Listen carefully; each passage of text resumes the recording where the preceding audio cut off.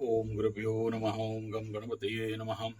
ओम हनुमते नमः। ओम राम रामाय नमः। ओम मातेश्री नमो नमः। ओम मातपितृ नमो नमः। ओम शांति शांति शांति। हरि ओम श्री गुरुभ्यो नमः। स्वागत है आध्यात्म गुरुकुल, ज्योतिष गुरुकुल, वास्तु गुरुकुल, स्वावलंबन गुरुकुल, पूजा पाठ कर्म कांड गुरुकुल, अभिनय गुरुकुल, ऋषि गुरुकुल, डॉक्टर ओडिशा से मैं आचार्य संजय बात करते हैं। जो लोग जीवन में कुछ करना चाहते हैं, जीवन में अच्छे समय का सदुपयोग करना चाहते हैं, कुछ हद तक उठना चाहते हैं, सच कहा जाए तो अच्छा समय कोई नहीं होता है और बुरा समय कोई नहीं होता है। ये तो आध्यात्मिक सुपर लेवल कॉन्शियस का बात होता है, ब्रह्म विद्या के लेवल पे ये बात आता है।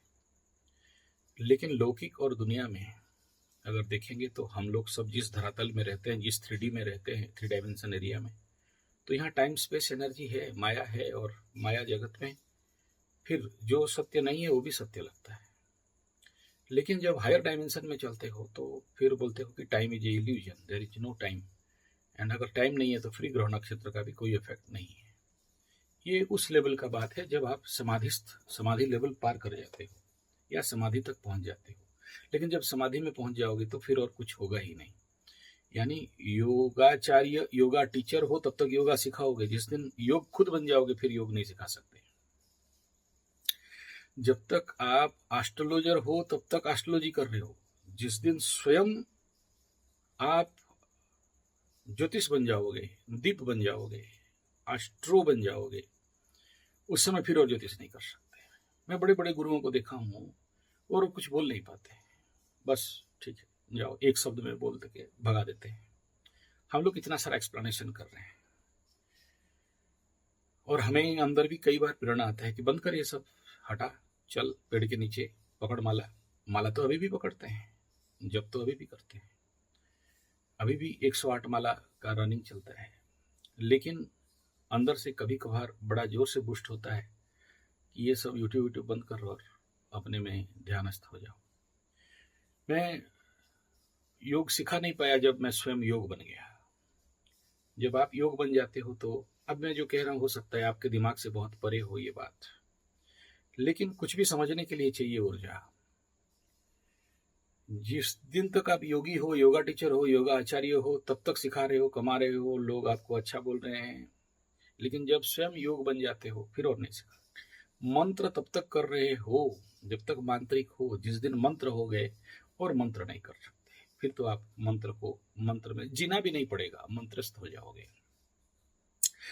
यंत्र तब तक चला रहे हो जब तक यांत्रिक हो, जिस दिन यंत्र खुद बन जाओगे फिर कोई यंत्र का आवश्यकता नहीं है और यंत्र चलाने का आवश्यकता नहीं। कोई भी यंत्र हो, चाहे दक्षिणकाली यंत्र हो, चाहे बगला कोई भी यंत्र हो, नृसिंह यंत्र हो, तब तक होता है। मैं ये बहुत हायर डायमेंशन का बात कर रहा हूँ, मैं समझ रहा हूँ आपकी समझ से बहुत परे का बात बोल रहा हूँ।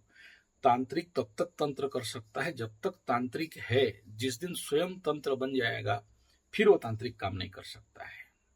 वो भी हर एक चीज का डायमेंशन है, नीचे से लेके ऊपर तक। अब आप किस लेवल पे हो वो निर्भर करता है। यानी ये जो भी कुछ तंत्र मंत्र, जादू टोना, ब्लैक मैजिक इत्यादि कह रहे हो, वो बहुत बहुत बहुत निचला स्तर का बाई प्रोडक्ट भी नहीं है, मतलब गर्दा भी नहीं है। लेकिन जैसे जैसे इस प्रकार के मारण मोहन, उच्चाटन, विद्वेषण, शांतिकरण करते करते आगे बढ़ोगे, उस समय खुद देखोगे कि यार बेकार है। और फिर वो आदमी धीरे धीरे, एक प्रोसेस है, गंदगी से, कादों से, कीचड़ से कमल खिलने का एक प्रोसेस है। एस्ट्रोलॉजी में भी ठीक ऐसा ही है। जिस दिन आपको ये समझ में आएगा कि धुत, ये तो जितना अंदर घुस रहा हूं उतना अंदर है, थाव नहीं मिल रहा है, थालकुल नहीं मिल रहा है, और अंदर जाता हूं तो और एक शब्द का कितना एक्सप्लेनेशन, कितने सारे अनंत। इस सच में ये अष्टम का विद्या, अकल्ट का विद्या, ऐसा गहरा कुआं, ऐसा खाई जहां पर थ नहीं मिलता है, यानी नीचे उसका कहाँ है, अंत उसका नहीं है, ना आदि है ना अंत है। फिर आप वहां से क्विट करके ब्रह्म विद्या की तरफ चलते हो, संन्यास विद्या की तरफ चलते हो, आत्म विद्या की तरफ चलते हो, ब्रह्म विद्या की तरफ चलते हो, और फिर निर्वाण का, मोक्ष का मार्ग, यानी अष्टम से कूदा और नवम में घुसा। तो अष्टम में जब तक हेवा नहीं जाते हो, जब तक आप अघा नहीं जाते हो, अष्टम में जब तक ये प्रचंड ज्ञान नहीं हो जाता है कि यार माया का जगत और यहाँ कितना भी पकड़ने का कोशिश करूं, ये नहीं पकड़ा जा सकता है। अब उस वही अष्टम स्थान है जो मूलधार चक्र का उद्गम स्थली है, और वहीं से ही जीवन का सडन चेंजेस और ट्रांसफॉर्मेशन और परिवर्तन और महापरिवर्तन। अब ये अत्यंत गुप्तादि गुप्त विद्या और विज्ञान है, जहां पर आप एस्ट्रोलॉजी करते करते, ज्योतिष करते करते, पामिस्ट्री करते करते, टारो करते करते, कार्ड करते करते, आकाशिक करते करते, न्यूमरोलॉजी करते करते, फिर एक अंदर एक ट्रांसफॉर्मेशन हो जाता है कि जहां आपको समझ में आ जाता है कि बेकार है, ये सब नौटंकीबाजी है, हटाओ ये सबको। ठीक है, तो क्या चाहिए उसके लिए? ऊर्जा चाहिए, एनर्जी चाहिए। अब यहाँ पर दो भाग हो जाता है, एक सांसारिक लौकिक और एक पारालौकिक, और उसको ऊपर में जाके आध्यात्मिक। अब देखो छींक भी दिया। तो जब आपको संसार चाहिए तो भी ऊर्जा चाहिए, परम आध्यात्म विद्या, ब्रह्म विद्या, नित्य चैतन्य आनंद स्वरूप विद्या चाहिए, ब्रह्म विद्या चाहिए, उपनिषद चाहिए, तो भी ऊर्जा चाहिए। दोनों का ऊर्जा में एक डिफरेंस है कि संसार की तरफ खींचने के लिए पाप ग्रहों का शक्ति चाहिए, ब्रह्म विद्या की तरफ जाने के लिए शुभ ग्रहों का शक्ति चाहिए। शक्ति तो दोनों में चाहिए। एक टैरो में डेविल कार्ड आता है, और वहीं पर एक संथनी का, मंक का कार्ड आता है। अब दोनों में अंतर क्या है? डेविल कार्ड आबद्ध करके दोनों को बांध के रखा है, नंगा करके, और जो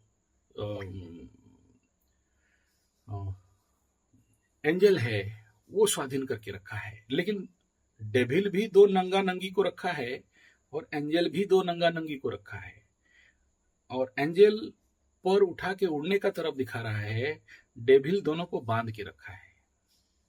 और डेविल कार्ड आते ही मेरे को ना टारो कार्ड में सबसे ज्यादा गुस्बम और भयंकर एनर्जी फ्लो होता है इसमें, डेविल्स में, और उससे ज्यादा प्योरिटी और शांति का आनंद आता है दो कार्ड में। एक लवर कार्ड है और दूसरा एंजल का कार्ड है, जो पर उठा के दोनों को रखा है। लेकिन चमत्कार विषय क्या जानते हो?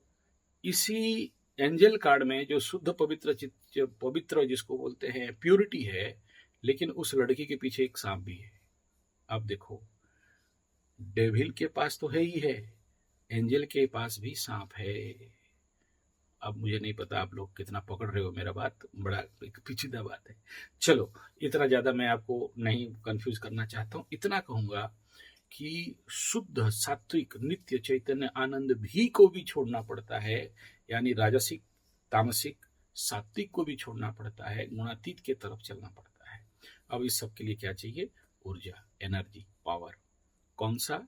जो आपके अंदर पड़ा है, जिसको कि आप खुद मलिन कर दिए हो, जिस षडचक्र के ऊपर, जिस मन बुद्धि चित्त अहंकार के ऊपर जो नित्य चैतन्य आनंद स्वरूप सच्चिदानंद घन पर ब्रह्म तत्व है, आत्म तत्व है, इस दोनों के बीच में जो माया आवरण, छद्मावरण पड़ा हुआ है, जिसको की शुद्ध साफ कर देने से आपके शुद्ध वो प्योरिटी, वो जो नित्य शुद्ध चैतन्यता, उसका भान होने लगेगा, या उसका उदय होने लगेगा, या उसका अनुभव होने लगेगा। तो वो जब तक नहीं मिलता है तब तक ब्रह्म विद्या की तरफ तो सोचना भी नहीं चाहिए, आत्मविद्या की तरफ भी सोचना नहीं चाहिए। या आत्म तत्व, मुख्य, मुक्ति, निर्वाण, परमानंद, ये महासमाधि, इसके तरफ तो सोचना भी नहीं है। सोचोगे क्या, पता भी नहीं चलेगा। क्यों? माया, छद्मावरण, डेविल एनर्जी या पाप ग्रहों का ऊर्जा आपको बांध के रखा है। लेकिन पाप ग्रह भी खराब नहीं है, यही तो आपको वहां तक पहुंचाने का काम करते हैं। जो लोग भी राहु केतु शनि को डरते हैं, या जो कोई भी डेविल्स को डरते हैं, नेचुरली डरना चाहिए, लेकिन ये भी समझ जाना चाहिए कि यही ऊर्जा है, यही शक्ति है, जिसको कि आप प्यूरिफाई कर पाओगे तो आपको उस तत्व तक पहुंचा देगा। ठीक ऐसा ही सांसारिक लेवल पे जिन गदानंद सरस्वती, मूर्खाधिराज, जो लोग चाहते हैं कि धन आ जाए, पैसा आ जाए, बिल्डिंग आ जाए, घर आ जाए, बाड़ी आ जाए, लवरा आ जाए, लवरी आ जाए, सुख शांति आ जाए, समृद्धि आ जाए, और हम अमीर हो जाएं, अब अंबानी अडानी हो जाएं, तो उनके लिए भी वही शक्ति चाहिए। और जब तक ये षडचक्र का आप एक्टिवेशन नहीं करते हो, और दूसरा इस षड चक्र के लिए जो राइट प्योर फ्यूल, जो ऑर्गेनिक फूड, जो नेचुरल फूड, जो सात्विक आहार चाहिए, अगर आप अपने गाड़ी में नहीं डालते हो, एरोप्लेन चलाना है तो एरोप्लेन का सेपरेट फ्यूल देना पड़ेगा। आप लूना स्कूटी और हीरो होंडा चलाने वाला 105 रुपया वाला का पेट्रोल डाल के एरोप्लेन नहीं चला सकते, वो उड़ेगा ही नहीं। तो उसके लिए हाईफायर फ्यूल चाहिए, उसका एरोप्लेन केरोसिन अलग रहता है, इसका नाम तो पेट्रोल है लेकिन वो पेट्रोल का बाप है। तो अगर आपके पास नहीं है और आप उसको प्राप्त करने के लिए कोशिश नहीं करते हो, तो 7.5 खत्म हो जाए, शनि आपके लिए प्रोग्रेसिव कंडीशन पे हो जाए, फिर भी बाबा जी का ठुल्लू पकड़ना पड़ेगा। तो कहने का तात्पर्य ये है, कहीं भी कोई भी ऐसा किसी को भी नहीं कह रहा हूं कि मेरे पास आओगे तभी मेरे पास सब कुछ है। आप कोई भी ऐसा सदगुरु के पास जाओ, कोई भी ऐसा अध्यात्म गुरु के पास जाओ जिसके पास की कुंडलिनी का एटलीस्ट, मैं नहीं कह रहा हूं कुंडलिनी जागरण करके पागल बनो, ये इस संसार में आवश्यकता नहीं है, अभी वो टाइम भी नहीं है इस समय। इतना ही कहूंगा कि एटलीस्ट एक्टिवेशन करा दो, एटलीस्ट ऑर्गेनिक फूड प्रोसेस में बॉडी को शुद्धिकरण में ले आओ। फिर देखना, जो लोग भी आज रो रहे हो, नौकरी नहीं है, पैसा नहीं है, पता नहीं है आगे क्या होगा, बहुत डर लग रहा है, जिंदगी बर्बाद होने के लिए आ गया है, शायद हताश, उदास, निराश, मायूस और कुछ नहीं होने वाला है, ऐसे जितने सारे लोग इस समय पड़े हो, आप देखना आपको एक रॉकेट जैसे छलांग मिलने लगेगा, एक प्रचंड ग्रोथ मिलेगा। और यही 8 और 6 जिसको मैं बोल रहा हूँ, 6 और 8 एक्टिवेट है, यही आपको ग्रोथ दिला देंगे। लेकिन निर्भर करता है आपके ऊपर कि how much you active your self, आपके षड चक्र के ऊपर क्या करते हो।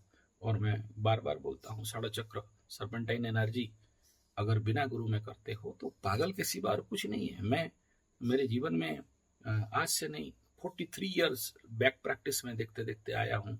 जो लोग भी ये सब किताब देख के किया और यूट्यूब देख के, या यूट्यूब तो ये 14-15 साल से देख के कर रहे हैं, उस समय किताब पढ़ के एकदम बड़ा सारा किए, और आज के डेट में आज वो कहीं के नहीं है। लेकिन इसी में ही तो सारा छुपा हुआ है। अगर नहीं करते हो तो नहीं मिलेगा, और करते हो तो इंतजार करके बैठा है आपके लिए बहुत बड़ा मौका, बहुत बड़ा ओहदा, बहुत बड़ा पोस्ट, बहुत बड़ा सर्व इच्छा सिद्धि का तत्व। तो इसलिए उतना तक ही करना है जितना आवश्यक है, उससे ज्यादा अंदर नहीं जाना चाहिए।